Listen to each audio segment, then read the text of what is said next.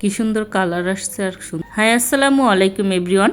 আশা করি সবাই ভালো আছেন। আল্লাহর রহমতে আমিও ভালো আছি। বাজার থেকে একদম টাটকা আলু, বরবটি আর সাজনা, বেগুন এগুলি নিয়ে এসেছে। এগুলিকে দিয়ে আমি ভালো করে আজকে একটা দারুণ রেসিপি করব। আর এইখানে রুই মাছ আমি ভালো করে ধুয়ে ম্যারিনেট করে নিয়েছি। আর এখন দিয়ে দিচ্ছি প্যানে সানফ্লাওয়ার অয়েল। আমি এইখানে সানফ্লাওয়ার ব্যবহার করি, আপনারা চাইলে যে কোনো ব্র্যান্ডের যে কোনো তেল ব্যবহার করতে পারেন। আমি প্রথমে রুই মাছটা ভেজে নেব।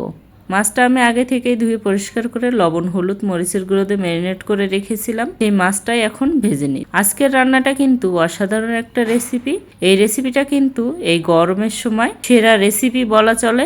আপনারা অবশ্যই এই গরমে এমন ধরনের অবশ্যই রেসিপি করে খাবেন, দেখবেন খুবই টেস্টি এবং খুবই হেলদি। যেহেতু বাসার তৈরি খাবার যারা মিস করে বা প্রিয়জনের হাতের খাবার, নতুন রাঁধুনি বা ব্যাচেলররা, তারা কিন্তু এই রান্নাটা খুব সহজেই সামান্য উপকরণে করে নিতে পারেন। এখন বাজারে প্রচুর সাজনা পাওয়া যায় আর এই গরমের সবজিগুলোও পাওয়া যায়। আমি সেম এই তেলেই মাছ ভাজা তেলটাতেই পেঁয়াজটা বেরেস্তা করে নিচ্ছি। হালকা ব্রাউন কালার হয়ে আসলে এখন দিয়ে দিলাম আমার সবজিগুলি। এখন আমি একে একে সব ধরনের মশলা দিয়ে কষিয়ে নেব।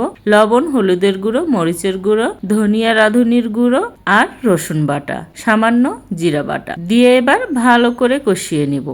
এমনভাবে কষাতে হবে বেগুনটা যে পর্যন্ত ভালোভাবে ভাজা না হয়ে গেছে ওই পর্যন্ত এভাবে কষিয়ে নিতে হবে।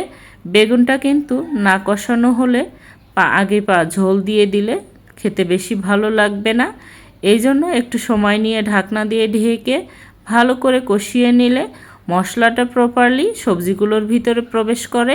আর সাজনা যেহেতু সাজনার ভিতরে এভাবে কষিয়ে রান্না করলে ভিতরে মশলা আর লবণ ঝালটা ঠিকঠাক মতো ঢুকে এবং খেতে অসাধারণ লাগে। আমার কষিয়ে নেওয়া শেষ, এবার দিয়ে দিলাম ঝোল। আমি এখানে সম পরিমাণে ঝোল দিয়েছি, আপনারা চাইলে আর একটু বাড়িয়ে কমিয়ে দিতে পারেন। তবে আমি হালকা ঝোল রাখবো, যেহেতু এখন গরমের সময় একটু ঝোল খাবার খেতেই ভালো লাগে।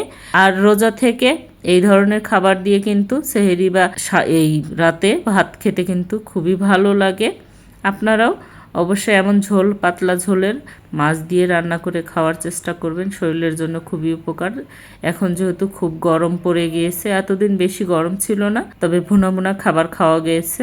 এখন যেহেতু খুবই গরম পড়েছে, এমন হালকা ঝোল খাবার খেতে কিন্তু শরীরের জন্য খুবই উপকার। আমার ভেজে রাখা মাছগুলো আমি সবজির উপরে দিয়ে দিলাম, আর দিয়ে দিলাম 4-5টা কাঁচামরিচ, আর এবার দিয়ে দিলাম ধনিয়ার পাতা দিয়ে কিন্তু আর একটু ভালো করে রান্না করে নিতে হবে, যেন ধনিয়ার পাতাটা সিদ্ধ হয়ে সবজির মধ্যে প্রবেশ করে।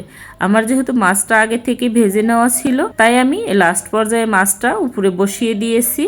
আর যদি মাছটা আপনারা চান না ভেজে এমনি কষিয়ে রান্না করতে, তাও পারেন, পরে মাছটা উপরে বসিয়ে দিলেও হবে। তবে ভেজে রান্না করলেই এর টেস্টটা প্রপারলি ঠিকঠাক মতো আসে।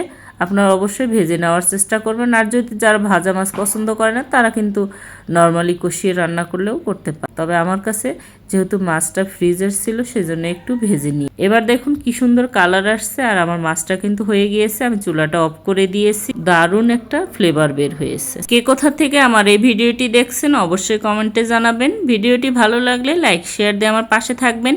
ইউটিউব থেকে দেখলে সাবস্ক্রাইব করবেন এবং পেজ থেকে দেখলে ফলো দিয়ে আমার সাথে থাকবেন, যাতে পরবর্তীতে এমন মজার খাবারের নোটিফিকেশন প্রথমে আপনাদের মোবাইলে। আমার রান্নাটা কমপ্লিট, দেখুন একদম হয়ে গিয়েছে আমার রুই মাছ দিয়ে সাজনার বেগুনের পাতলা ঝোল। আর এই পাশের চুলাতে আমি ডাল রান্না করেছি। ডালটা এবার ফোড়ন দিয়ে নেব, দিয়ে দিয়েছি এবার ফোড়ন দিয়ে আর একটু ভালো করে ফুটিয়ে নেব, যাতে প্রপারলি তেল মশলাগুলো ডালের সাথে মিশে যায়। ধন্যবাদ সবাইকে আমার এই ভিডিওটি দেখার জন্য, আমার সাথে থাকার জন্য। Thanks for watching. আল্লাহ হাফেজ।